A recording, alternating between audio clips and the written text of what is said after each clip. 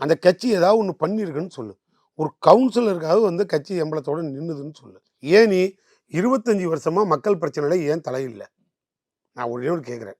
உன் சொந்த லாபத்துக்கு, சுய லாபத்துக்கு, ஒரு ரசிகர் மன்றத்தை வச்சுக்கிட்டு படம் ஓடுறதுக்கு, கட் அவுட்டுக்கு பால் ஊற்றுறதுக்கு ஒரு கம்பெனியை வச்சு ஓட்டிகிட்டு இருந்தாலும் நீ அரசியல்னா என்னென்னு உனக்கு தெரியுமா? அடிச்சு ஓட தெரியுமா? மொழிக்காக எத்தனை பேர் செத்தான்னு தெரியுமா? நீ எத்தனை மொழிக்காக போராடணுன்னு தெரியுமா? உன் படம் எத்தனை ஸ்டேட்டு எத்தனை மொழியில் மொழிபெயர்ப்பு பண்ணி அங்கே போய் நீ கைக்கூலியாக வேலை பார்த்தேன்னு உனக்கு தெரியுமா? எதுவாவது உங்களுக்கு தெரியுமா சார்?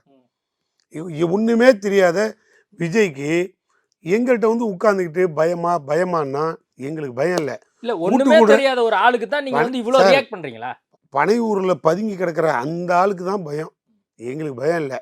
நாங்கள் வந்து மக்களோட மக்களாக கலந்துருக்கோம். ஒரு வரலாறு சங்கருக்கு தெரியும். இந்த கட்சி எங்கள் பேரறிஞர் அண்ணா தேர்தலில் சந்திக்கும் போது மக்களோட மக்களாக கலந்துருங்கன்னு சொல்லிட்டு மன்னனாக இருந்த சேதுபதி ராஜா குடும்பத்தில் இருந்த ஒரு மன்னனை எதிர்த்து ராம்நாட்டில் ஒரு குதிரை வண்டி ஓட்டின தங்கப்பனை நிப்பாட்டி ஜெயிக்க வச்ச வரலாறு திமுக உண்டு.